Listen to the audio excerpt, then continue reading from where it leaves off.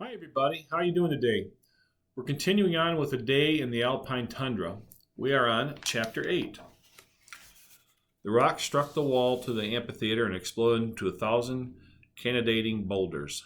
The boulders bounced, blew up, and were splintered into a million stones, and the stones hit and shattered into gravel and scree, and the scree into dust and sand.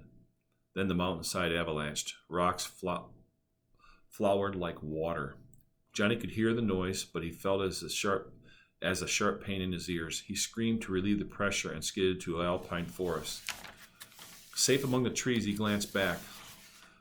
A cloud of rock billowed up from the bottom of the Alpine Theater and obscured the rendezvous peak. And now he heard a roar of devastation. Johnny stared, and then he turned and ran full out down the mountain trail.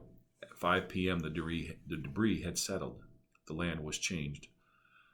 The snow field and snow bed were a boulder field, and the fell field and screen were sand. Up the mountain side of the alpine meadow was a rock pile. Only the talus slope was the same, for it had escaped the avalanche. At 6:30 p.m., the air on the peak became cold and heavy, and it flowered down the slope, carrying the stone dust with it. At 7 p.m., a mother pika ran to her lookout rock. She piped, for she was confused by the land changes. The cold wind struck her, and she ran to what was left of the alpine meadow and cut more plants. Winter was about weeks away. She worked a few minutes and then sat up and looked at her world. The flash of the weasel was missing from the meadow. The marmot had not whistled, and the birds were all gone. At 7:30 p.m., the pocket gopher thrust his head out of the esker, and, half blinded by the light, crept out into the meadow.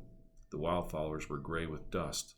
The new boulder field was piled to his right, and the new talus slope was to his left. The stones that freckled the meadow were raw and new. No lichens grew there.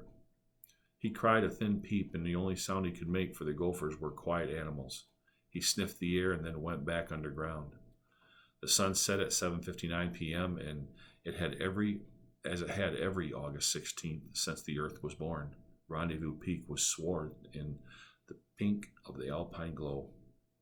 In this mysterious light, a breeze dropped a fragment of lichen on the scar left by the fallen rock slab. It sent out a root in the melt of the hailstone. The healing began. Wow, that's the end of this book here. Man, it's a different book.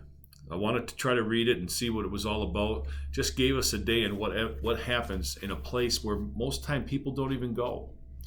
So I'm really happy that I did read it, and I'm glad you got to listen to it. I hope that you have a great day, and remember, keep on reading. It won't hurt you.